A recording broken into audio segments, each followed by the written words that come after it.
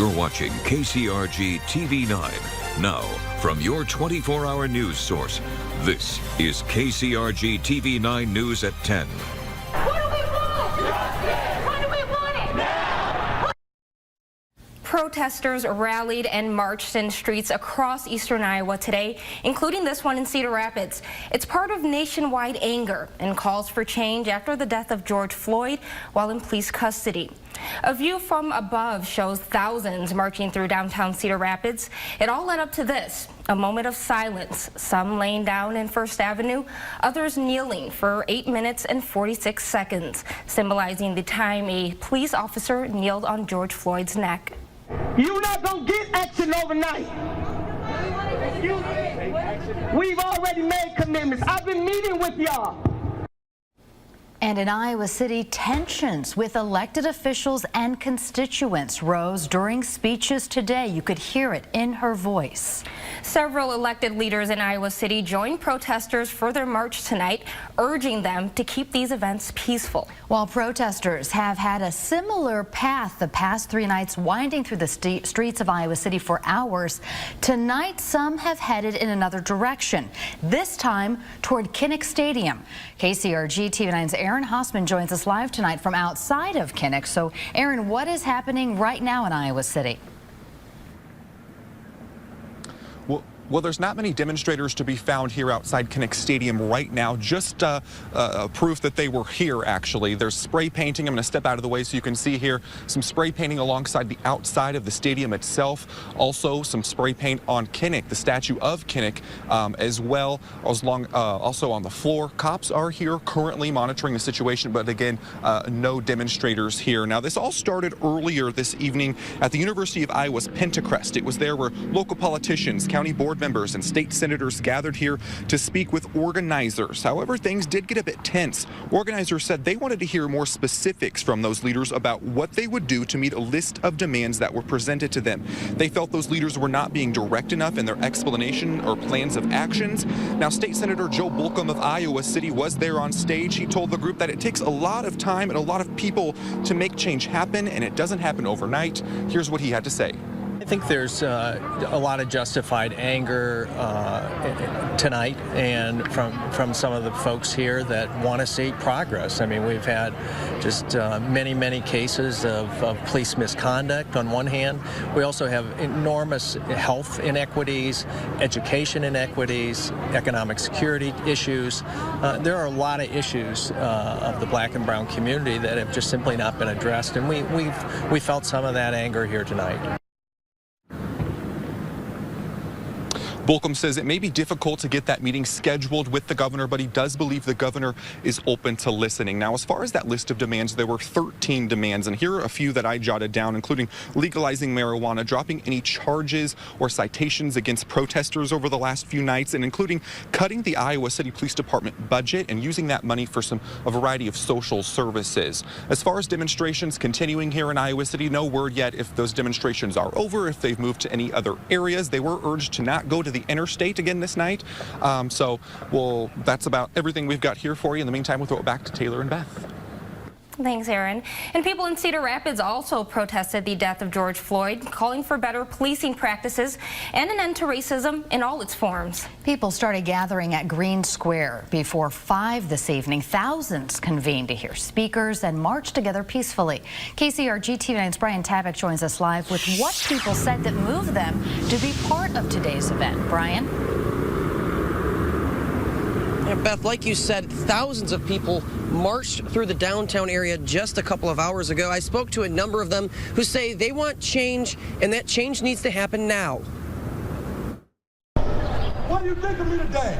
You think different of me? Am I different than I am with you in the boardroom? Passionate speeches, a march through the downtown area, and blocking First Avenue on their stomachs for 8 minutes and 46 seconds. The same amount of time George Floyd was held down by an officer. No humanity, you know what I'm saying?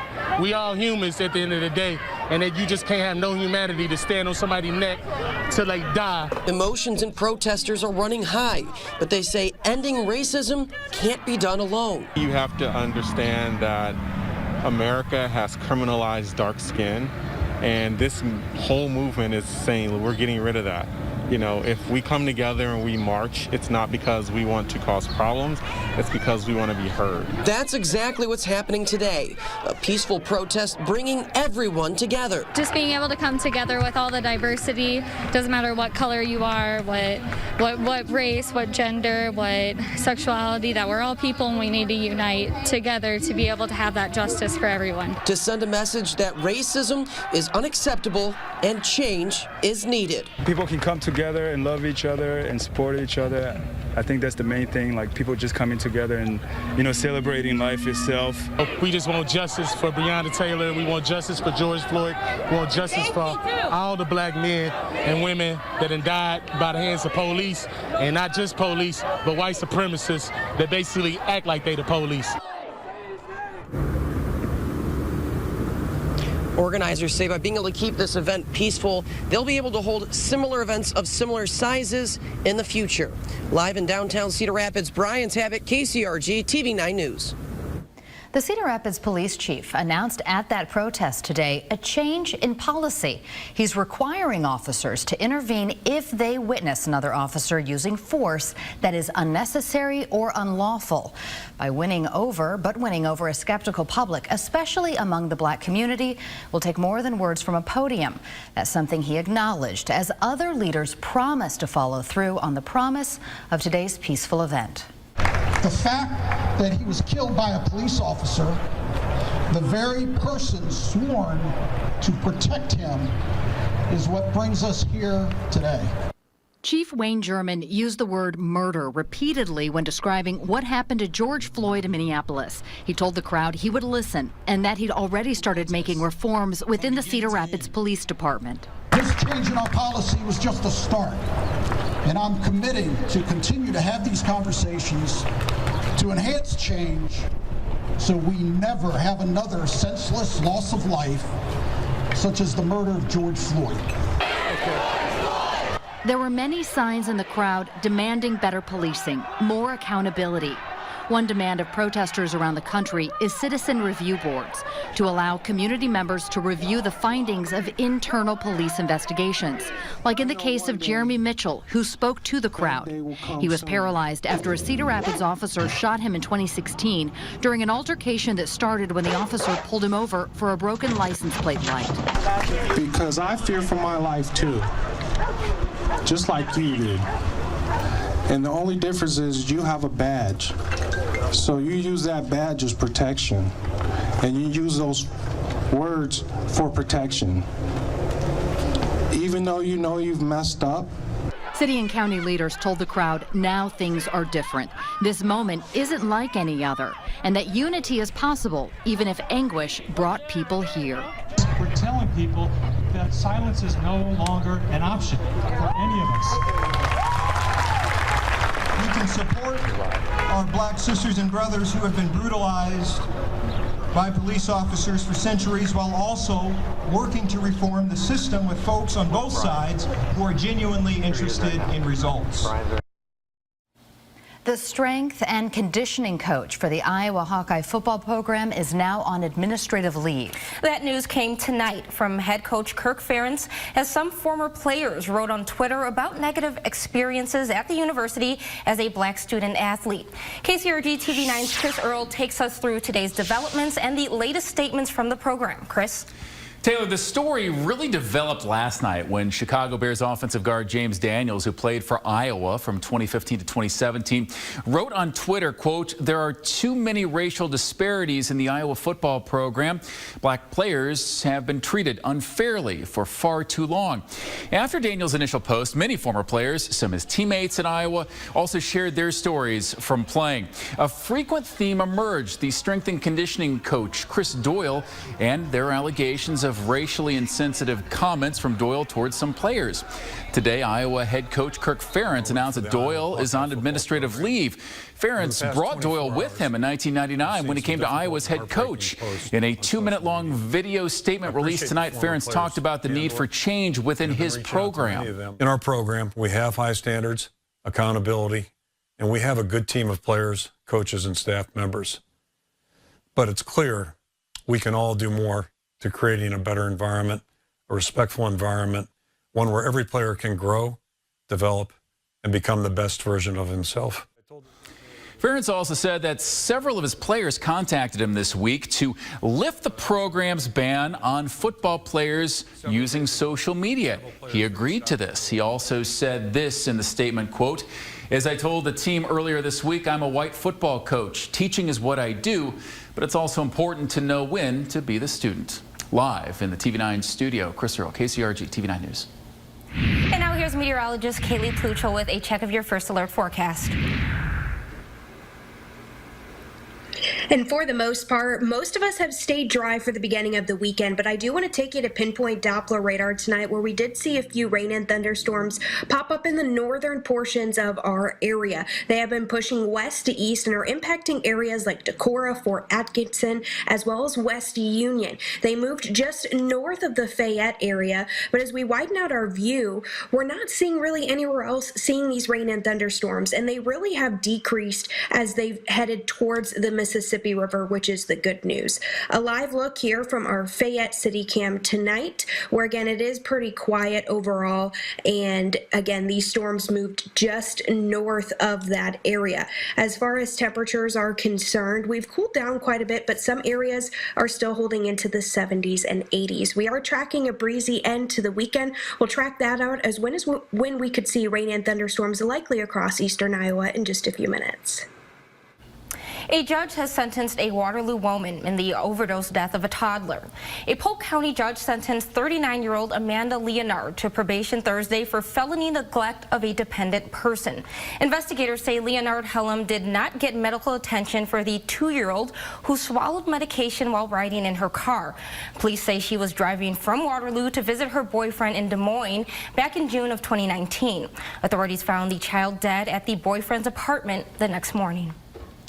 2 police officers from Buffalo, New York are now facing criminal charges. This is in connection with the caught-on-video shoving of a 75-year-old man during a protest. You're watching your 24-hour news source, KCRG TV9, with Taylor Holt, meteorologist Kaylee Pluchel, and Josh Christensen with sports. This is KCRG TV9 News at 10. Right now at 6, dangers of the job. An ODOT employee talks about life on a busy highway following the death of a construction worker. It took less than an hour to get an escaped teen back in custody. We sit down with the woman who pointed police in the right direction. And 4 months later, when Toledo police say that their body cameras will finally be back on officers.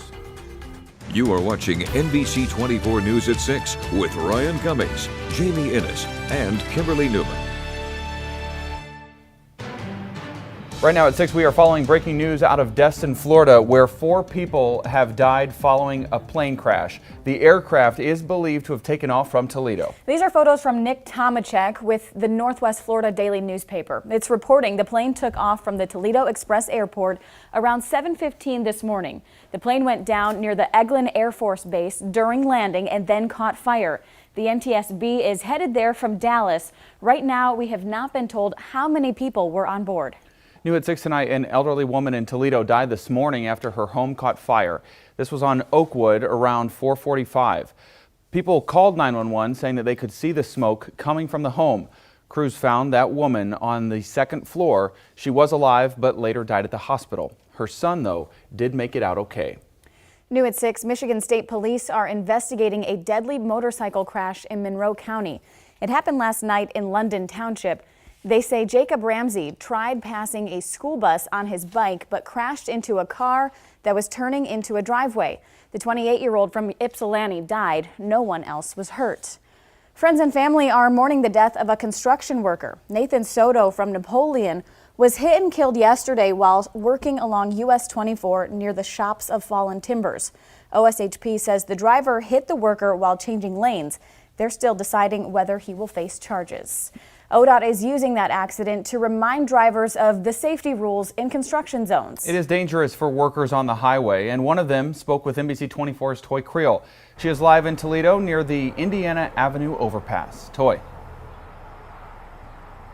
That's right. For a lot of us, it's just the highway is just a place that we go driving to our destinations. But for construction workers, it's their workspace, one that can be dangerous if people don't follow the rules.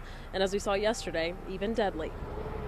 It's scary. There people drive by at 70, 75, 80, pushing the speed limit. It's not a safe place to be no matter where you're at. Andrew Beaverson is on highways and in construction and work zones every day. He's a transportation manager at the Northwood Garage for the Ohio Department of Transportation. Our people here in the garage do a lot of maintenance out on the road. I do the best I can to assist them.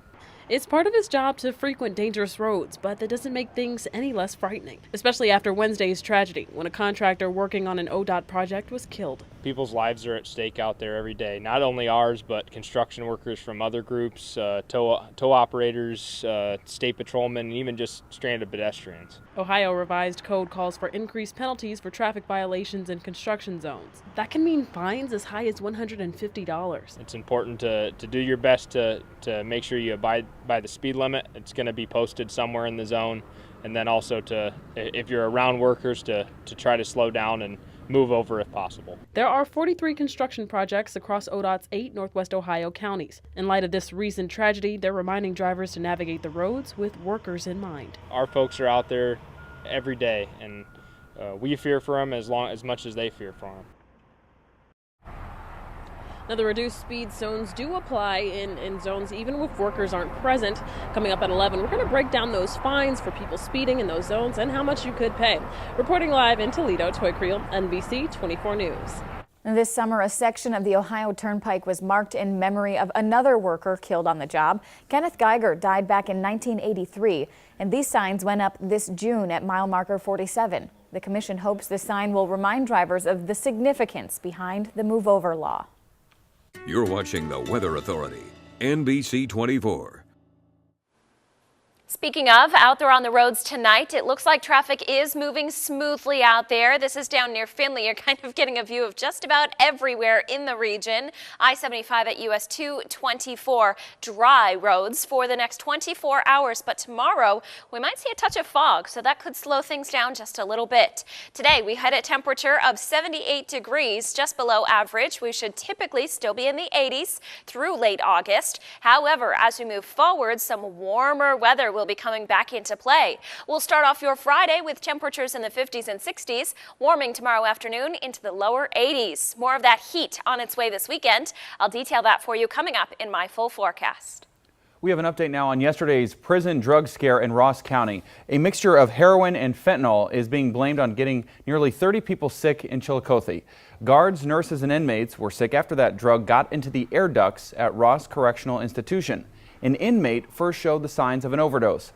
That person was unconscious and not breathing when taken to the hospital, but should recover. The others experienced nausea, sweating, and numbness.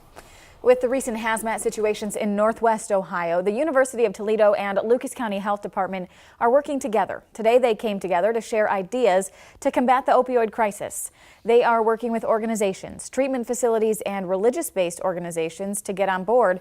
They want to pass out toolkits to local companies. Those kits would have videos, websites, phone numbers, and other information on how to get help if you're struggling with addiction. Going to actually give the community the ability to understand better the opiate concerns, bring it home to them in a very condensed and hopefully relatively simplistic way. The health department hopes to have plans set in place by late winter. He's only a teen, but a 15-year-old could be facing more charges after he broke out of a juvenile residential center in Bowling Green last night. A woman was out walking her dog. She called police because that boy had been following her. NBC 24's Bree Malaska is the only reporter to sit down with her. She explains what seemed wrong. It's new tonight at 6. Less than an hour after escaping from the residential center, he was back in custody. Police say it would have taken much longer if it weren't for the 911 call. Bowling Green State University student Gracie Stewart was walking her dog when she noticed something wasn't right and she was being followed. He was definitely not a college student walking around. He had a huge sweatshirt on and gray pants, no shoes. A 15-year-old boy from Henry County escaped from the juvenile residential center in Bowling Green by using a chair to break out a window. He ran to the Copper Beach apartment complex less than a mile away, which is where he was spotted trying to break into cars. That's when Gracie called 911. But it was definitely not a situation that I felt safe walking home to my apartment to show him where I lived. So I just kept walking, and then once the car alarm went off, I was like, okay, obviously he was not meant to be here. BG police say they were already on the lookout for the escapee and had established a perimeter with a canine unit tracking the juvenile. They arrived at the neighborhood and took him into custody without incident, not too far away. Our officer that was on East Wooster ended up observing Young in a wooded area on East Wooster near I-75 where the overpass was. Upon taking him into custody, we ended up finding that his hands were cut up pretty good, likely from exiting the window. Juvenile court officials say the residential center is different from the detention center. It's a long-term treatment facility, but juveniles are there on court order, so he could face felony escape charges. Now, the juvenile court judge tells me that individual did have a hearing earlier today to determine if he should stay in the detention center or be transferred back to the residential center. For now, reporting in Bowling Green, Bree Alaska, NBC 24 News. New at 6 tonight, Toledo police are finally getting new body cameras. The department has been testing them out for several months with several companies. Officers returned 304 cameras back in April because of issues with data downloads. The department has now decided to go with a manufacturer called G-Tech. It will use the refund of $228,000 in grant money to buy the new ones. Nothing went away when we had to return the body cameras. We maintained the dash cam footage. So we have footage in our interview rooms and in our vehicles, all of our field operations, and then our gang unit and SWAT unit. He says that TPD hopes to have those body cams up and running by November. New at 6, the Ohio Attorney General's office says new bulletproof vests are going out to all BCI agents. Democratic leaders came out to one government center today calling on Mike DeWine to release records surrounding those vests. The Fraternal Order of Police had complained, saying agents were allowed to use expired vests. They also say the AG's office only ordered new ones after political pressure. Don't worry about the election. Just do the right thing. Make sure these officers, their families, and Ohioans know how this happened, and make sure that it will never happen again. It is worth noting the FOP has already endorsed Mike DeWine's opponent in the governor's race, Richard Cordray, and Betty Sutton, you just heard there. DeWine says he was made aware of this issue, and he asked BCI administration to immediately schedule fittings for the remaining affected agents, saying that all vests for those affected agents not on leave have already been delivered. Kimberly's back with a look at your Labor Day forecast coming up. But first, Rocket fans getting into the team spirit with football season about to start. Good food and cheers. We're going to take you to that pep rally at Levis Commons.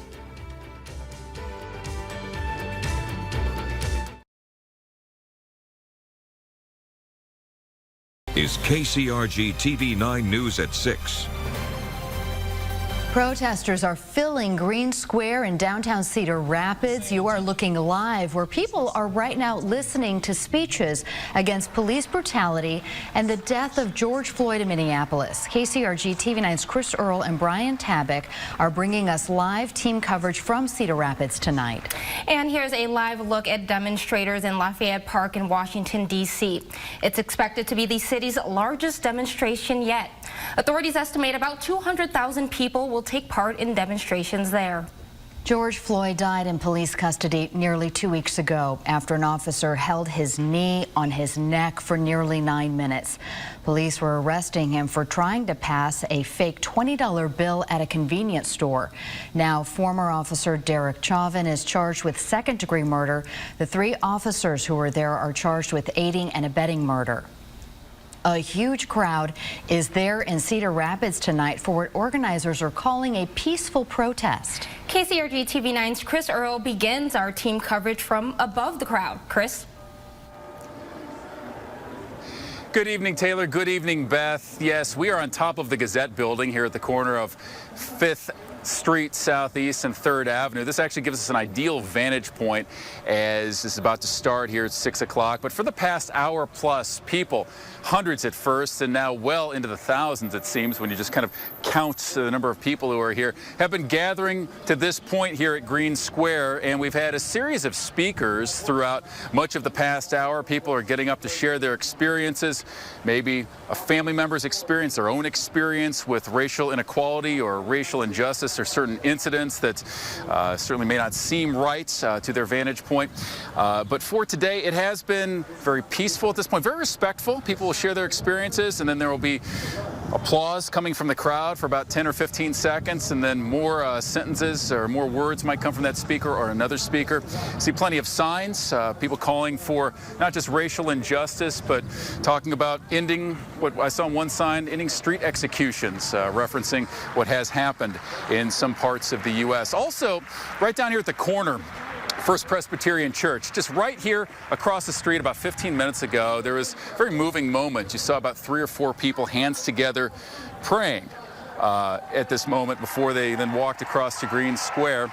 As we can hear the crowd kind of picking up a little bit more as we're awaiting moving from Green Square throughout parts of downtown where other events we planned for tonight. But this has been really an event where so many people for the past hour plus have been making their way here to Green Square for this this moment that has been planned out for days, and we'll certainly be covering it. We'll be at different vantage points looking from the sky through our drone photography, because we also have crews on the ground as well too. But when you can go up high, you can also see the size and the scope of this gathering. So reporting live from downtown Cedar Rapids, Chris Earl, KCRG TV9 News. Thanks, Chris. And tonight, TV9's Brian Tabak is on the ground near protests in Cedar Rapids. And Brian, what are you hearing from the people and those speeches so far? Hundreds of people are standing here in Green Square. You see behind me, the speakers have been very passionate. Supervisor Stacy Walker says he's emailing all of the police chiefs throughout the state, asking them not to use chemical agents on protesters who are acting peacefully. The police chief, Wayne German, says that he is working with the city council on some types of reform. The biggest message is that they are urging people to stay peaceful and saying that if you don't stay peaceful, they're asking you just to go home. We can come out here and protest and demand changes and make them happen, and we don't have to stop until we see that happen. And it's about everybody coming together to really demand those changes. At 6 o'clock, we are going to start walking down 3rd Avenue towards the bridge, so we will bring you continuous coverage of this rally. In downtown Cedar Rapids, Brian Tabak, KCRG TV9 News. We're done going to the interstate. That's not me. Nope. It's not what we need, because the message is getting distorted. City leaders in Iowa City, there are urging protesters in that community to stay off of Interstate 80 tonight. The DOT closed the interstate Wednesday, Thursday, and Friday evenings and forced traffic through a lengthy detour. Protesters got onto the interstate 2 of those 3 nights. Tonight, city leaders don't want to have to close the interstate again due to the demonstrations, but they do support the protests. The mayor of Iowa City, Bruce Teague, is joining demonstrators tonight. One of the protests starts in less than an hour at the Pentacrest, and that's where KCRG TV9's Aaron Hossman joins us now live. Aaron?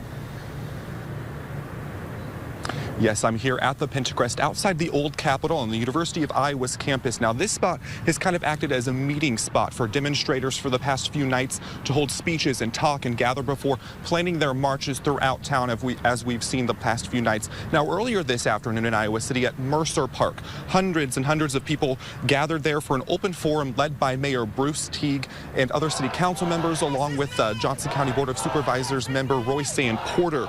That's where people could, voice their concerns, talk about what changes these demonstrators really want from the city and how the city can help facilitate those. Now, as Beth just said, that's also where the mayor and also Royce Ann called for these demonstrators to not even try to head towards the interstate tonight via Dubuque Street. They don't want to close that portion of the interstate again. They're really calling for people and loved ones, if you know of anyone that are going out to these demonstrators, to talk to them and ask them to not make their way to the interstate once again. Now, back here at the Pentacrest, Again, at 7 o'clock, they're expected to gather before heading around through town again tonight. Now, we've been told that they're actually marching through town right now, and they've been doing that all day. Now, when they come here at 7 o'clock, they can expect to see some changes. The University of Iowa has added some different things for these protesters. I'm going to step out of the way. You can see a stage along with microphones and speakers so they can actually hear their voices and gather in an organized way. The university's also added a fence around the old Capitol. They say to stop from any potentially dangerous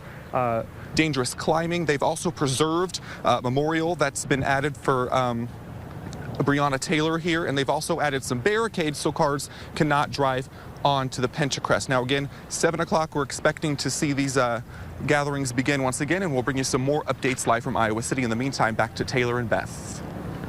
And switching gears to weather, here's meteorologist Kaylee Pluchel with a check of your first alert forecast. And it's been an absolutely gorgeous start of the weekend. We're talking warm temperatures, plenty of sunshine, and low humidity. Let's take a look outside on a couple of our city cams across the area. A few more clouds have pushed in, but overall it's been a very, very nice start to the weekend. Temperatures right now 82 in Cedar Rapids, 83 in Tama. We're at 82 in Waterloo, low 80s as well in Manchester and Fayette, 79 in Dubuque, 78 in Prairie du Chien, getting a little bit of that cooling effect from the Mississippi River. Down towards the south, though, 90 in Mount Pleasant and Oskaloosa, 88 right now in Washington. And if you're planning on taking your dog for a walk, doing anything outside tonight, it is going to continue to stay nice. 83 degrees by 7, upper 70s at 8, down to 75 degrees by 9 o'clock. You're going to be good to go. Partly cloudy skies, east winds between 5 and 10 miles per hour. As far as your sidewalk chalk forecast is concerned, at least over the next couple of days, we're going to stay dry. It's not going to be washed away. That's going to be a different story, though, as we head towards Tuesday, as the remnants of a tropical storm could impact us right here in eastern Iowa. We'll talk about that as well as a breezy end to the weekend in just a few minutes. Thank you, Kaylee. Well, mourners gathered to remember George Floyd today at a memorial service in the state where he was born, North Carolina. His death in police custody sparking protests across the globe, calling for change in policing practices. Here's a live look at a protest happening in Washington, D.C., where about 200,000 protesters are gathered at Lafayette Park. This is the city's largest demonstration yet against police brutality. Military vehicles and officers closed off much of downtown Washington for this march. Long lines of mourners came to pay their respects to the father who was killed on May 25th in Minneapolis by former police officer Derek Chauvin. Chauvin is seen on video holding his knee on Floyd's neck for more than 8 minutes. Others across the nation are protesting, calling for an end to racism and police brutality. One protester says it's a cause she's willing to risk her life for.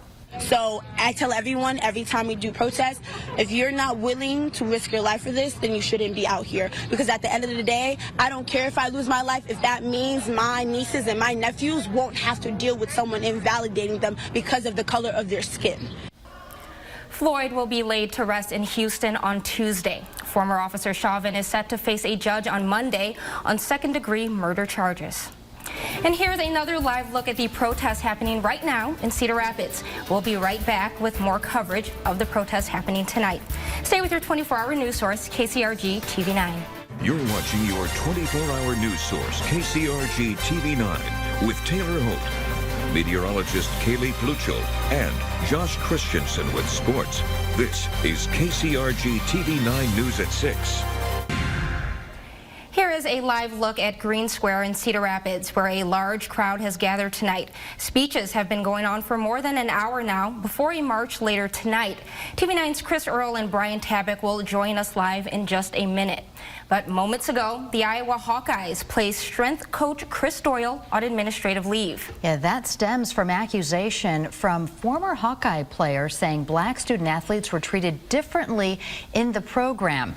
And just moments ago, Coach Kirk Ferentz announced that Chris Doyle's been placed on administrative leave while an independent review takes place.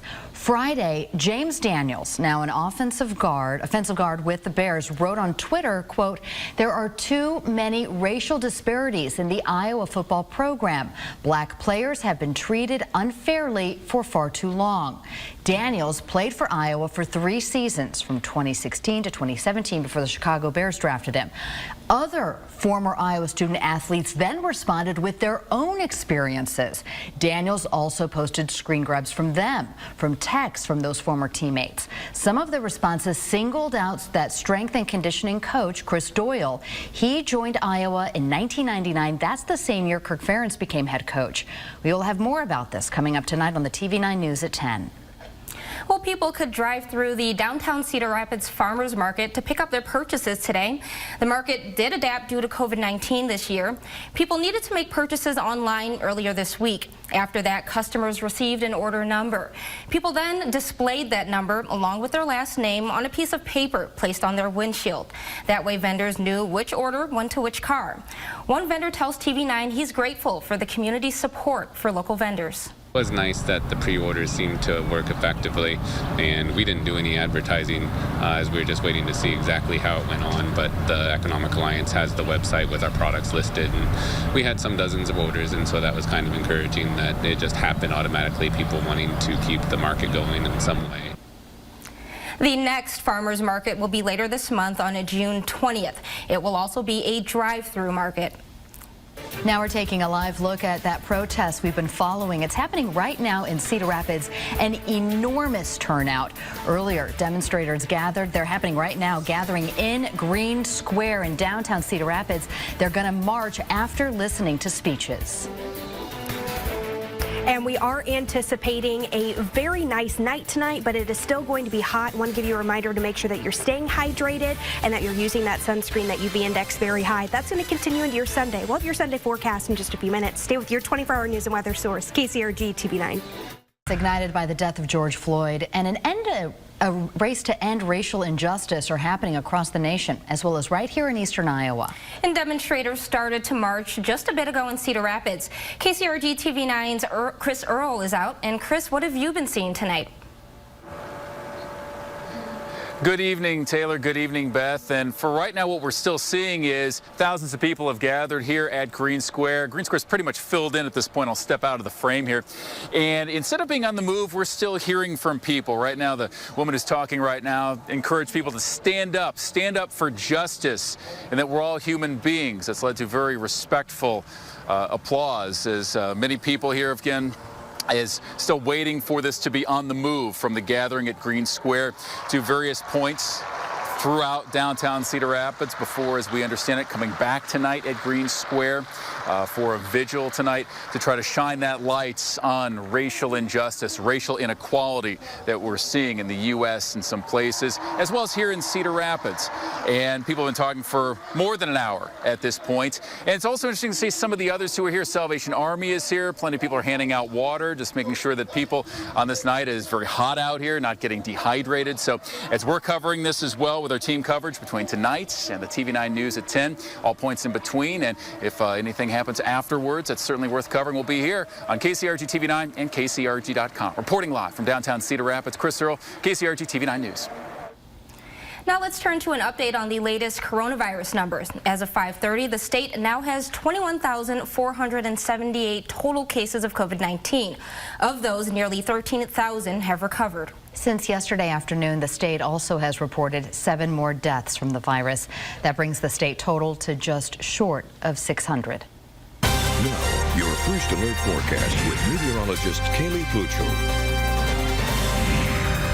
And it's been an absolutely gorgeous start to the weekend. And the only thing we're going to have to worry about in your first alert over the next 24 hours is going to be some breezy conditions heading overnight tonight and into your Sunday. I think we're going to be good to go through around midnight. Once we head after midnight, though, wind gusts will start to move up to 20, 25, and even throughout the day on your Sunday could get upwards of 35 miles per hour. So let's get you straight to Pinpoint Futurecast. We'll start here overnight tonight at 1 a.m. Wind gusts between 25 and around 30 miles per hour. That's going to be probably the highest. Maybe some isolated places could see some wind gusts upwards of 40 miles per hour by around 5 a.m. Going to continue to see those high wind gusts through the late morning hours. They could start to die down as we head towards the early afternoon, 1, 2, 3 o'clock, between 15 and 25 miles per hour. But do anticipate those breezy conditions to be around all day on Sunday and even could continue into the beginning of the week as well. A live look here from the McGrath City Cam in the Amana Colonies. We are starting to see some high-level cirrus clouds covering up that that blue sky, but overall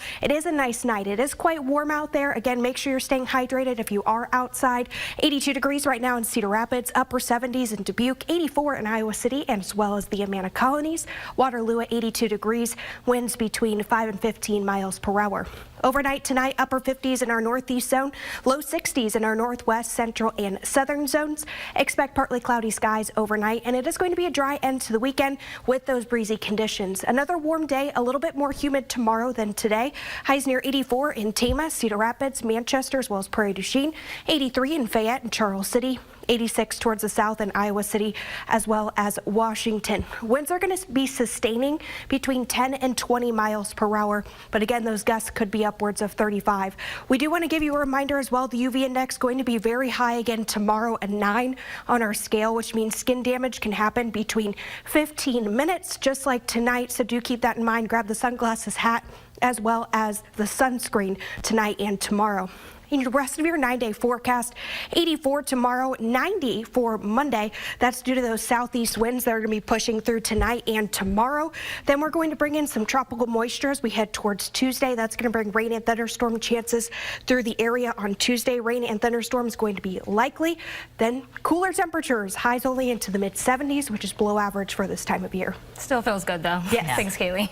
Well, we are continuing our coverage of protests that are happening tonight across eastern Iowa. This is a live look in Iowa City at the Pentacrest, where we understand people will start gathering later tonight. Stay with TV9. We're continuing our coverage of protests across eastern Iowa on the death of George Floyd, who died in police custody. And we are taking a look at demonstrations that are happening tonight. TV9's Brian Tabak joins us live from the protest at Green Square Park in Cedar Rapids. We've been hearing from a lot of speakers, including the police chief, Wayne German, who called Floyd's death a murder. Brian? Enforcement officials and our elected officials. Yeah, and right now they're going, the event organizers are talking about what they want to see as far as changes. Let's take a listen here real quick. They are requesting a Citizens Review Board. They also want to hire and have a hiring and practicing incident and reduction frequently. They also want to ban chokeholds by police officers, decriminalize minor marijuana crimes, as well as more frequent and a better use of body cams. Now, there have been a number of requests that we've spoken to people today. The Cedar Rapids police chief has also said that he is working with the city council as part of the ongoing project. We are about to start getting moving right now, so we're going to send it back to you guys and start walking here very shortly. Live in downtown Cedar Rapids, Brian Tabak, KCRG, TV9 News. And more protests are set to get started in Iowa City at 7 tonight. Iowa City Mayor Bruce Teague encouraged demonstrators to avoid protesting on the interstate, as they have a couple of times this week. KCRG TV9's Aaron Hossman is there, where protesters are starting to gather. Yeah, a few folks have started gathering here. It's supposed to begin at 7 o'clock. This area of the Pentacrest has acted as a place to gather demonstrators to gather over the last few nights, share speeches, share experiences, and talk about the changes they want to see within the community. Now, the University of Iowa said in a statement that the university and this Pentacrest has always been a place where people can practice their First Amendment rights, and that led them to setting up this stage and microphone behind me here, and speakers. They've also added a fence to help with demonstrator safety. They've also added a barricade to limit any vehicles from coming on the premises here. Now, as you heard already, at 7 o'clock, this is supposed to start, followed by a march. At least that's what's happened the last few nights. Now, earlier, the mayor and other local officials have warned demonstrators to please not head to the interstate, as they have the last few nights. So we will keep you updated as that develops. In the meantime, here in Iowa City, back to Taylor and Beth. And Kaylee has a last look at the weather. Yeah, and tonight going to continue to stay warm. We'll be into the 70s all the way through around midnight tonight. It is going to stay dry and nice, though, with that lower humidity. 68 degrees by 3 a.m. We drop into the low 60s overnight, up to 71 by 9 a.m. tomorrow. Winds are going to kick up after midnight tonight, though, so do keep that in mind. And those are going to stick with us as we head towards Sunday as well. Back to you. Thanks, Kaylee, and thank you for joining us for the KCRG TV9 News at 6. Be sure to tune in tonight at 10 again. Until then, have a great evening. Right now at 6, an update to last week's deadly shooting inside the TPD safety building. What we are learning about the officer who shot and killed this suspect. A holiday first for the Cedar Creek Church, what it took to get its services broadcast to prison inmates. And tracking Santa, he only has a few hours left to deliver presents before Christmas. Where he is tonight and who's watching his every move. You are watching NBC 24 News at 6 with Ryan Cummings, Jamie Innes, and Kimberly Newman. New at 6 tonight, we have new information about last week's deadly shooting inside the TPD safety building. We are learning more about the officer who killed a suspect. TPD says Carl Schwarzinski II shot 23-year-old Damon Barstad one time on December 20th. That officer, hired in November of 2010, works in the Field Operations Unit and is currently on leave. Police in Warren, Michigan say Barstad stabbed his 68-year-old grandmother to death on December 15th. And when he was in TPD custody, officers say he grabbed a taser and lunged at them. A U.S. judge has ordered North Korea to pay more than $500 million in a wrongful death suit filed by Otto Warmbier's parents. The Cincinnati native was arrested in North Korea in 2016 and sentenced to 15 years hard labor, accused of stealing a propaganda poster. The college student, though, died in June of 2017, shortly after returning to the U.S. in a coma. The ruling is symbolic, as there is no way to force North Korea to pay. Every week, thousands of people attend Cedar Creek Church, which has 6 locations all throughout our area, and those services are streamed online. They are now available for the first time ever to inmates at the Toledo Correctional Institution. NBC 24's Jay Hanna is live from the main campus tonight in Perrysburg. And Jay, this is the beginning of full-time services for the prison.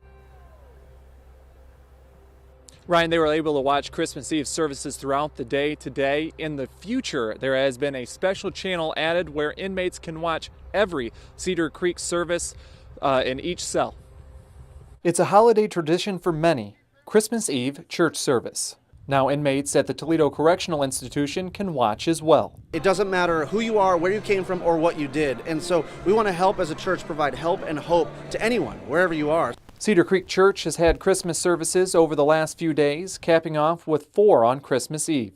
They will all be broadcast inside the prison. We're hoping that this is planting a seed for when some of these inmates that are in the program now are leading the program and eventually transitioning into, into the outside world here and hearing how they've been impacted by the groups, by the other people that are praying for them, by the messages that they're seeing, just by that help and hope that's being provided every single day. The idea stems from the decision to bring a national program, Celebrate Recovery, to Cedar Creek about 5 years ago. It is a 12-step program for anyone struggling with hurt, pain, or addiction. A volunteer at the church who participated in the program works at the correctional facility.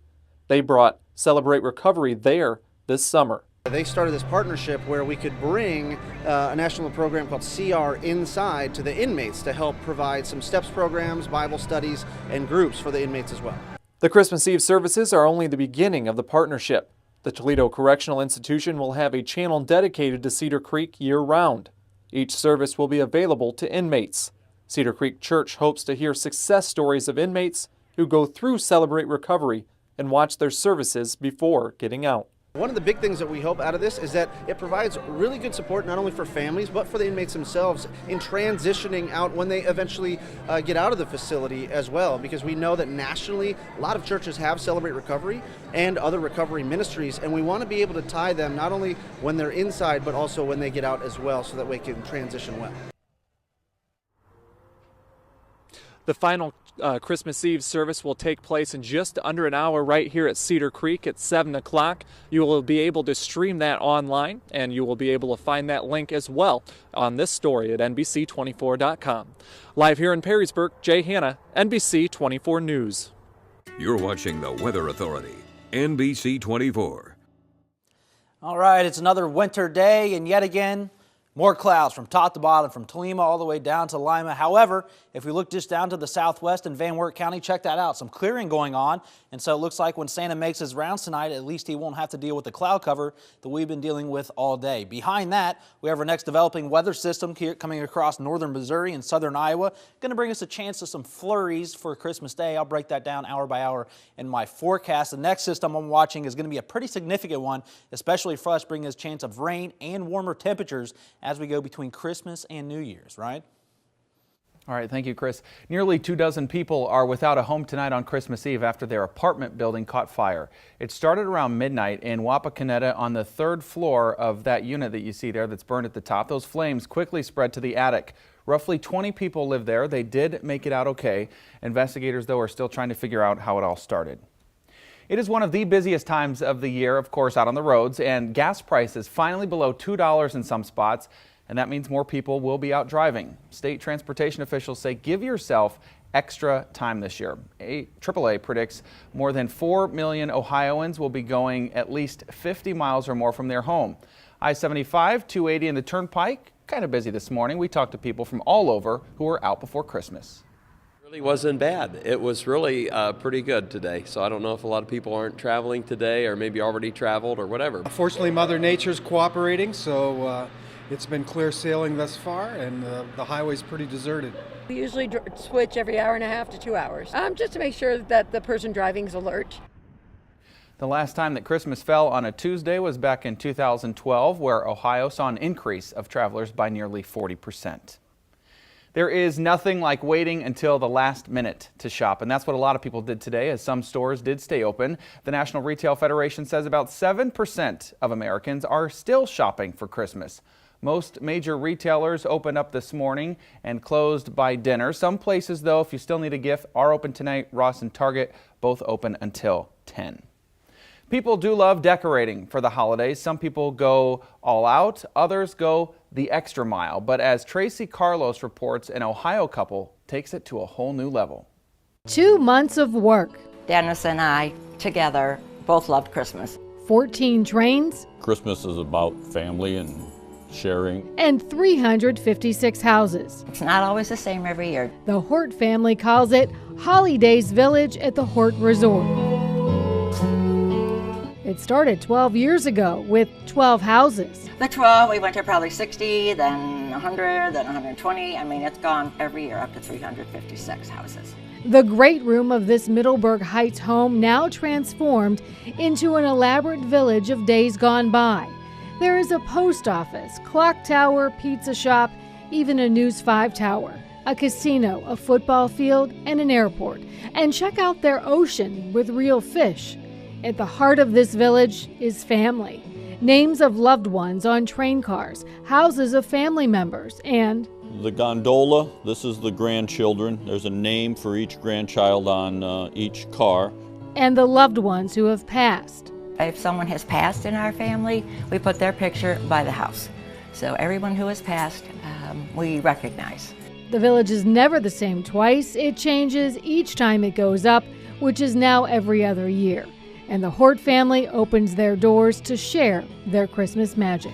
It's awesome, and everybody's friendly, and it's good to see the Christmas spirit and joy. Good memories and real fish. All right, the government shutdown is not affecting NORAD. The North American Aerospace Defense Command is still tracking Santa tonight. It's done this now for 63 years. He just left Tunisia, headed to Algeria in about 1 minute.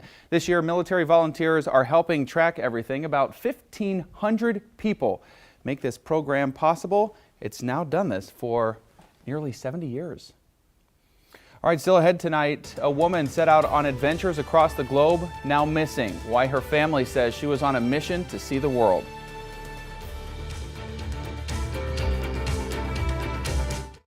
You are watching NBC 24 News at 6 with Ryan Cummings, Jamie Innes, and your Weather Authority forecast with meteorologist Kimberly Newman. This is NBC 24 News at 6. This American woman here disappeared on a recent trip to Peru. And as Allie Hoxley reports, her family held a vigil in Detroit praying for her safe return. We know she's out alive. Today, close friends and family of Carla Valpeos gathered at Belle Isle for a vigil to pray for her safe return. I am asking, pleading, that everyone in their prayers, in their thoughts of Carla, be active, be present, and future, okay? Because we need to keep the story alive so that we have a chance to find Carla. Carla Valpeos was in Peru for a wedding, on a mission to see the world. Doctors told her when she was 10 years old, she would eventually become blind, and she has been gradually losing her vision ever since. A tour group visiting Machu Picchu were the last people to see her. Peruvian authorities say she was last seen on camera on the 12th, leaving a Cusco's hostel in a taxi. We have a Peruvian government that's doing work extensively down there.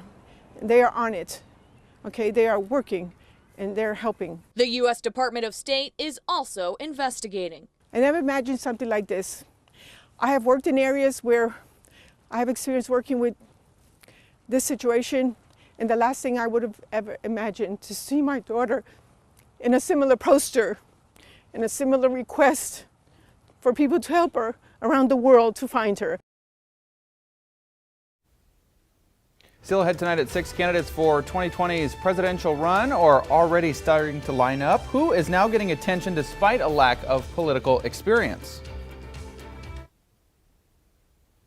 And here is a look at where Christians are around the world celebrating Jesus' birth. Thousands are in Bethlehem right now, where it's believed that he was born. Many are gathering to take part in a midnight mass there.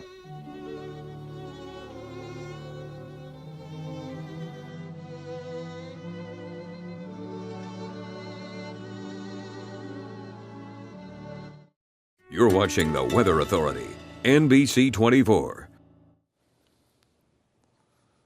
The magical day is upon us. Christmas just a couple of hours away. Santa is around the world making his rounds, delivering all the presents as he gets in Toledo. And for when you're going to open his presents tomorrow, temperatures right around 36 degrees. Look how excited this elf is. He's pretty pumped up there. We're looking at a chance of flurries moving across the area earlier in the morning. Won't bring any travel impacts, so it'll most likely just be something to look at. So we're after Christmas, so we're looking at a warming trend coming into the area between Christmas and New Year's. With that, especially with all these systems we see in the wintertime that bring the warmer weather, it's usually accompanied by a good soaking rain, and this one is no different. After that, we're going to see a return to normal, and what I mean by that is much cooler temperatures, probably for an extended period of time.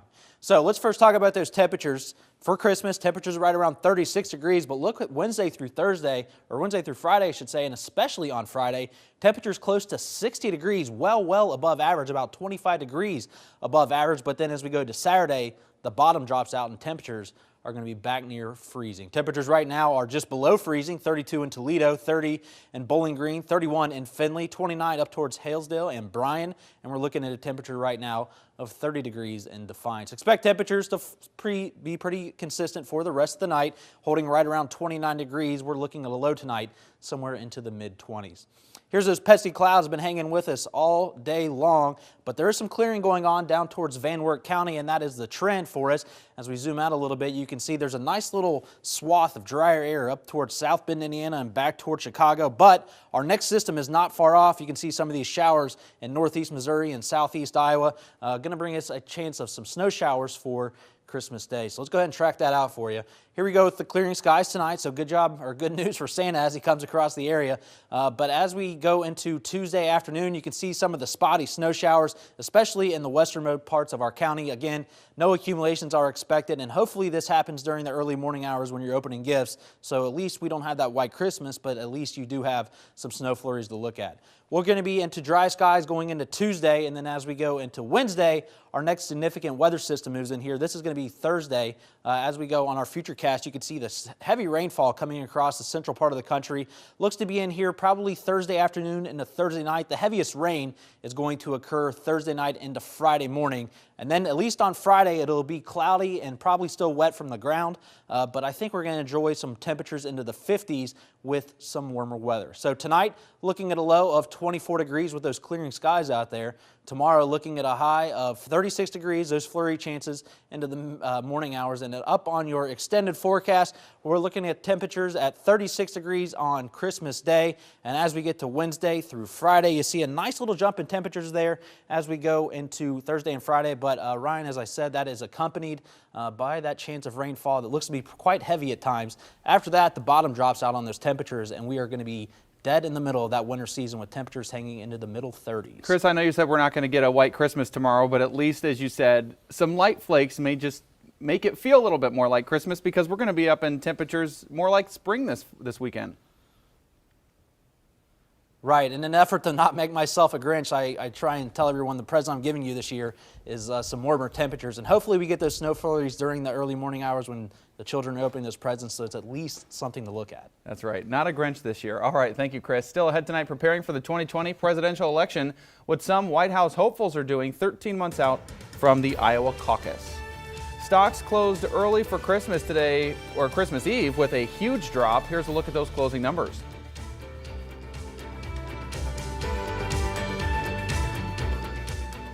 Hello, I'm Master Sergeant Aaron Brackett, stationed at Spangdahlem Air Base, Germany.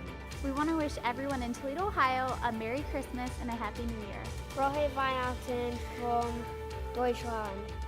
We love and miss you all. Have a very Merry Christmas. You are watching NBC 24 News at 6. The end of the year means the beginning of a critical campaign season, the next run for the White House. NBC 24 Chief Political Correspondent Scott Thuman surveys the scene.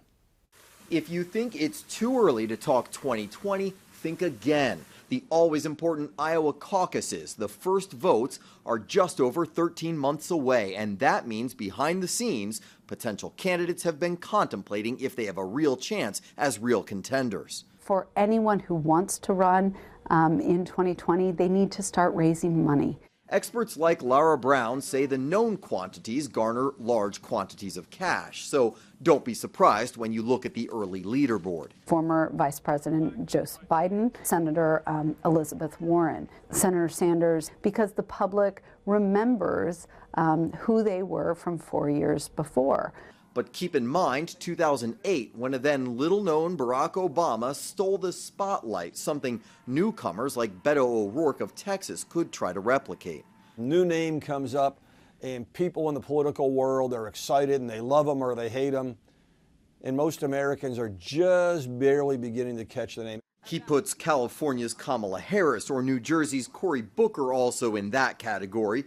Short on experience but not popularity, outsiders like Mark Cuban, Oprah Winfrey, or The Rock keep getting attention regardless of their own intentions. Though it isn't just a test for Democrats, with President Trump facing possible Republican challengers like retiring Senators Jeff Flake, Bob Corker, or 2016 candidate John Kasich. Most won't declare until after the first or second quarters of fundraising next year, but one who technically already has is Trump, who officially filed the day of his inauguration. In Washington, I'm Scott Thuman. Hi, I'm Captain Jake Broadman, stationed with the 2nd Infantry Division at Camp Humphreys in Korea. I want to say hi to my amazing family in Tiffin, Ohio, go Buckeyes, and especially to my amazing fiance in Bath, New York. Merry Christmas to you all. You are watching NBC 24 News at 6. There it is, one of the most festive drinks during the holidays, eggnog, and most people either love it or hate it. Christmas Eve is National Eggnog Day. The holiday staple traditionally is made with milk, cream, sugar, whipped eggs, and spices.